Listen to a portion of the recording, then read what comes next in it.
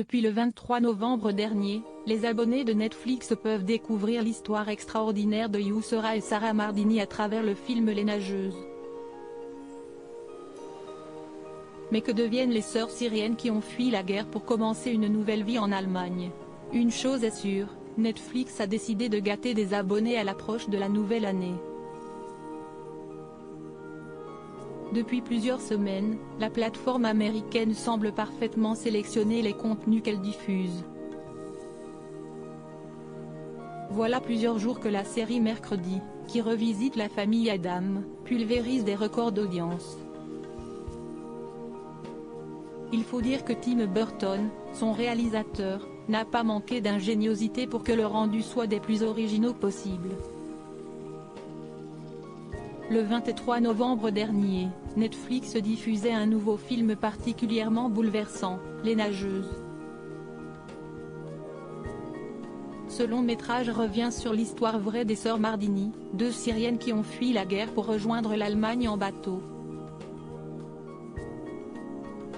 Passionnée par la natation, Yusra, la cadette, parvient, après de nombreuses péripéties, à participer aux Jeux Olympiques de Rio de Janeiro en 2016 en intégrant l'équipe des athlètes réfugiés. De son côté, Sarah, l'aînée, décide de s'engager bénévolement au secours des embarcations en détresse. Une initiative qui lui a, malheureusement, causé de nombreux soucis. Que deviennent les sœurs Mardini? L'histoire de la famille Mardini semble plaire aux cinéphiles. La raison? Depuis plusieurs jours, Les Nageuses figurent en première position des films les plus regardés sur Netflix.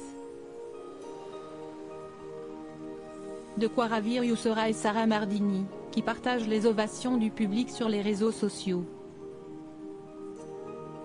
Il faut dire que ces dernières ont fait du chemin depuis qu'elles ont reçu l'asile politique en Allemagne. Aux Jeux Olympiques de Rio, Yusra Mardini parvient à remporter la série des 100 mètres papillon, mais son temps est insuffisant pour qu'elle atteigne les demi-finales. Aujourd'hui âgée de 24 ans, la jeune femme ne perd pas l'espoir qu'un jour, elle pourra enfin remporter une médaille aux Jeux.